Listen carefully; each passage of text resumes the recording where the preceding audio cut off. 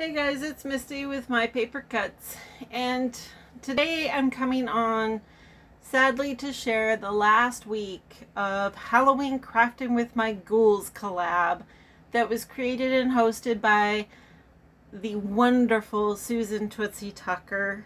Susan, I just have to say thank you again for letting me participate in this collab. It was so much fun.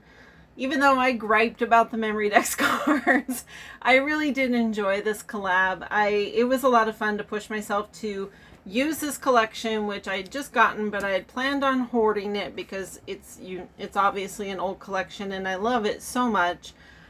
But this gave me a good reason to use it, and I'm so glad I did.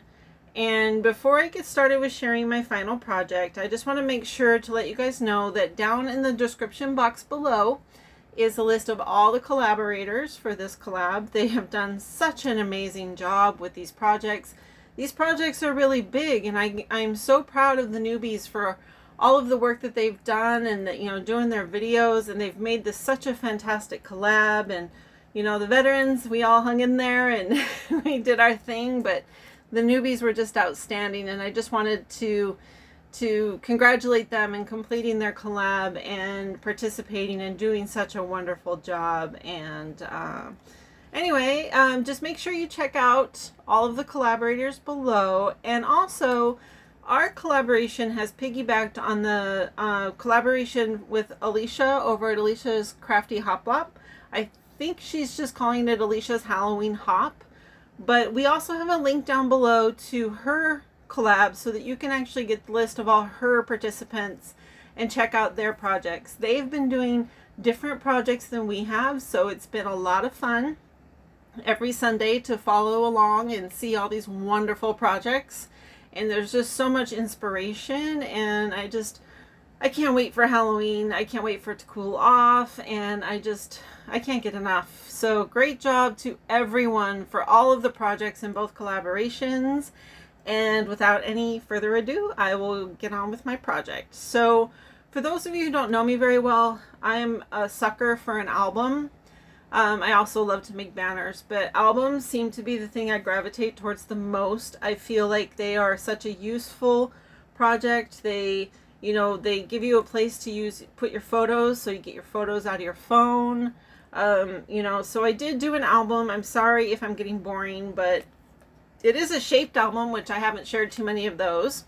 So again, this is the collection that I used. It is called Steampunk Spells, and it's from Graphic 45. And there's a glance at all of the papers in this collection. It's an amazing collection. And I do still have quite a bit of it left. I'm going to have to figure out what to do with the rest of it. I think I'm going to make some cards, and I don't know. I'm sure I'll figure out something because it's a lot of fun. So here is my album. It is a corset-shaped album, obviously. It is ring-bound at the top here. And these black velvet bows, I don't know if you guys can see those very well, but they are a velvet ribbon. They're just there because, I originally was going to put lace along the bottom here, but I decided not to. So I really liked it plain, and I got my daughter's vote on it as well, and she liked it plainer too. So so it's just ring bound. I did have the covers and the boning, and then the this piece here cut out of chipboard, both the front and the back. The back is just the plain shape. I did have this cut at my local scrapbook store. They have a Glowforge, which, for those of you who don't know me, that is the machine that I have been saving up for. But until this COVID nonsense is over and I know that my daughter is safely back to work and everything, I'm just not going to be spending that kind of money right now. So I had them cut this out for me, and they didn't charge me too much. It is chipboard. But then when I got home, I scanned the back cover into my scan and cut and got the general shape, and then I just cut cardstock pages for it. So, and then she didn't put holes for the rings so that I could decide if I wanted them on the side or on the top, and I had already planned on putting them on top, so it worked out perfect. So here on the cover, on the boning here, I don't know if you can tell, but I feel like I need to do a second coat, but this does have flocking on it. It is this is an old product. It's called Fun Flock. It's just loose flock. It is very messy. But you can just, you know, I just use glue, and then I painted the boning first, and then I glued the flocking on. I just like to use art glitter glue, which does have a little bit of a shine, but I can go back and add a second coat of that, but right now it's not really bothering me. And then these pieces right here, they're just chipboard, and what I did with this was I used a embossing powder that is, it's called Stickum from this company, but when you heat this up, it basically becomes a sticky surface. So I did that, and on here is one of my favorite new things that I just got pretty recently, and it is this Cosmic Shimmer gilding flakes.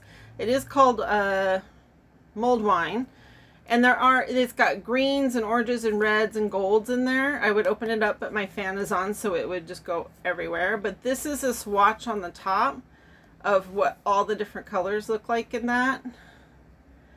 So I did that, and you can really see the different colors here if I get it up close. I just think it's so pretty. I was going to do that patina paste again, but I decided that I really wanted more of a metallic look to it, so that's the reason I did this. Behind that is a piece of velvet paper, and I did do brown. I just thought that the brown would offset this orange a little bit better. I know orange and black go together, but I kind of wanted it more mismatched, I guess. Give it a little more depth, so it is just a deep chocolate brown velvet paper. It's just a strip underneath there. And then obviously I laced this up with some seam binding, which I've used throughout the album. It is laced with only one, but then I double tied it up here so it could have kind of a little, I don't know, a messy bow there. And then I used a lot of the leftover pieces that I've been using all along in all my projects, of some of the gears and some of the little, this is a chipboard piece here. This is just a piece of the ephemera from the collection.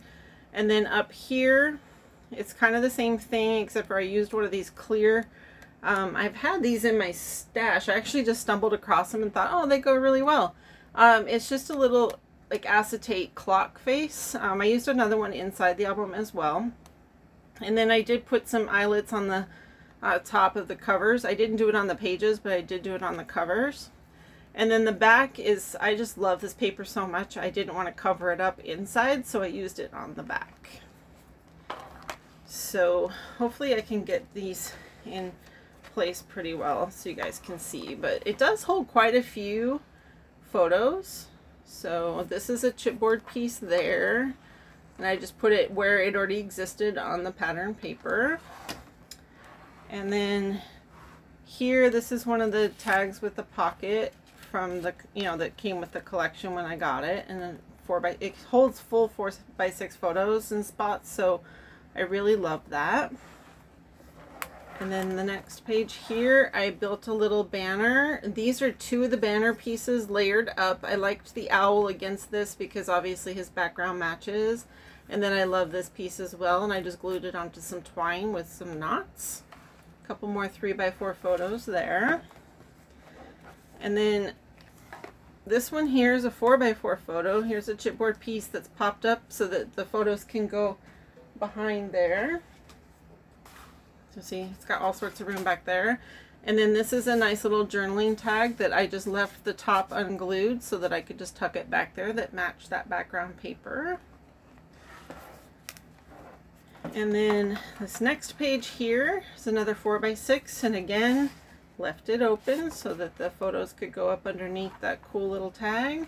And then here what I did was I layered up, I took a piece of the pattern paper. This is a chipboard frame. I took another one of my acrylic or acetate clock faces, and then this is just a little piece of the ephemera. I was going to make that a shaker, but there's, you know, this is a busy little album, so it really didn't need that in my opinion. So down here, it's a little more interactive. So again, behind here, you can tuck a 3x4 photo here.